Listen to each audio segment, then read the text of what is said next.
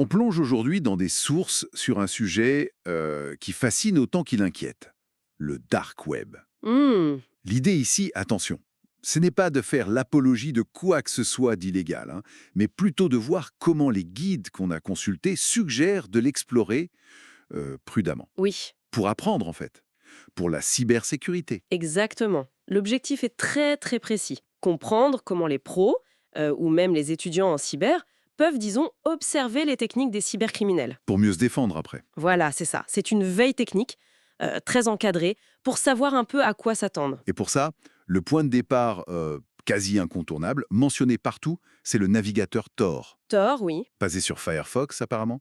Il permet d'accéder à ces fameux sites en .onion, qu'on ne voit pas sur le web classique, et il promet l'anonymat. C'est le principe. Et pour chercher, on lit qu'il vaut mieux passer par des moteurs comme DuckDuckGo, qui ne pistent pas. Oui, le cœur de Tor, c'est son routage en oignon, justement. La connexion, elle passe par plusieurs relais pour brouiller les pistes, masquer l'adresse IP d'origine. D'accord. C'est essentiel pour la discrétion qu'on recherche là-bas. Mais attention, cet anonymat, il a ses limites, hein. Il n'est jamais total. C'est bon à savoir. Alors, pour trouver des sites .oignon qui sont pertinents, on tombe souvent sur le nom Hidden Wiki. Ah oui, le Hidden Wiki, Une espèce d'annuaire, quoi, mais les sources alertent tout de suite. Et c'est un peu le Far West. c'est ça. Beaucoup de liens sont morts, ou alors ils mènent vers des arnaques, ou pire, des contenus franchement illégaux. La règle d'or répétée partout. On regarde, mais on ne touche à rien. Et cette instabilité, elle est caractéristique du dark web. Les sites apparaissent, disparaissent, c'est très fluctuant. D'accord. Le Hidden Wiki lui-même, d'ailleurs, il a plusieurs versions, plusieurs avatars, et pas tous fiables du tout. Ah oui.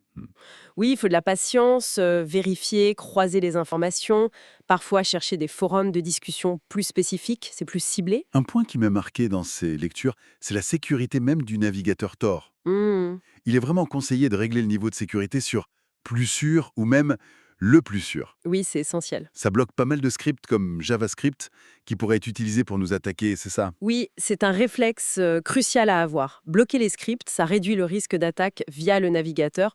On pense au framework BIF, par exemple, qui est connu pour ça. Ah oui, bif. Ou même d'être victime de cryptojacking. Vous savez, quand votre machine se met à miner de la crypto-monnaie sans que vous le sachiez. Pour quelqu'un d'autre, oui. Exactement. Le revers, évidemment, c'est que certains sites, même légitimes, peuvent moins bien fonctionner. C'est toujours un arbitrage, un équilibre à trouver. D'accord. Alors concrètement, qu'est-ce qu'un pro de la cybersécurité peut y apprendre? Les documents parlent beaucoup d'OSINT, le renseignement en source ouverte. Oui, l'OSINT. Il s'agit d'observer passivement, si je comprends bien. Exactement. Il ne s'agit pas juste de faire une liste de ce qui est illégal, ça n'a pas grand intérêt en soi. Il faut analyser. Analyser quoi, par exemple? Ben, en observant les discussions sur les forums spécialisés ou les places de marché, on peut comprendre les tendances.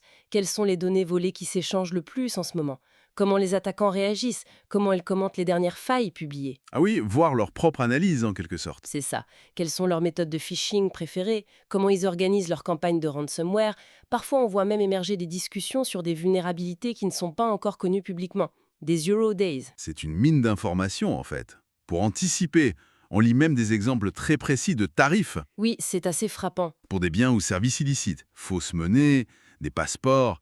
Un passeport britannique serait listé à 1000 livres. C'est ce qui est rapporté, oui. Des faux permis de conduire américains à 200 $, des cartes bancaires volées, bien sûr. Ces détails, ça donne une idée de l'économie souterraine qui existe là. Et ces exemples, ils illustrent bien la réalité de cet écosystème. L'intérêt pour un analyste en cybersécurité, c'est de comprendre les mécanismes, les prix du marché noir, les services proposés. Pour savoir comment ça pourrait être utilisé contre nous. Exactement, pour anticiper comment les attaquants pourraient s'en servir contre des cibles légitimes.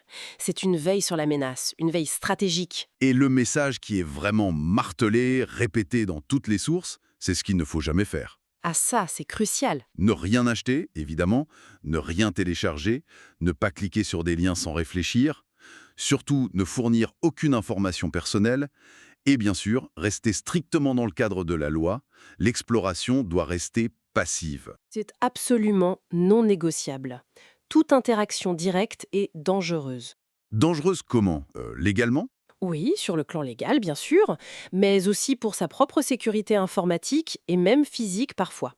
Beaucoup de sites sont des arnaques pures et simples. D'accord. Et derrière certains sites ou certains pseudos, il y a des individus réellement malveillants, voire dangereux.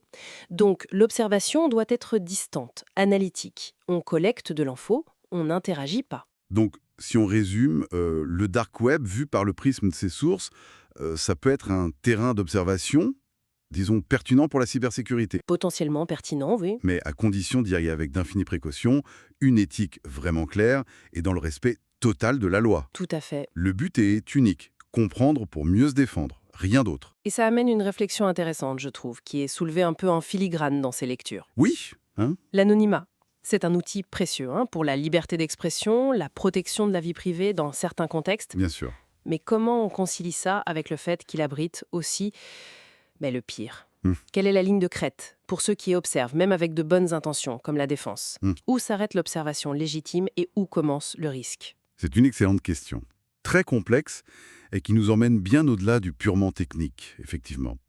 Pour aujourd'hui, retenons surtout cette approche prudente et très ciblée décrite dans les sources. Merci d'avoir suivi cette analyse.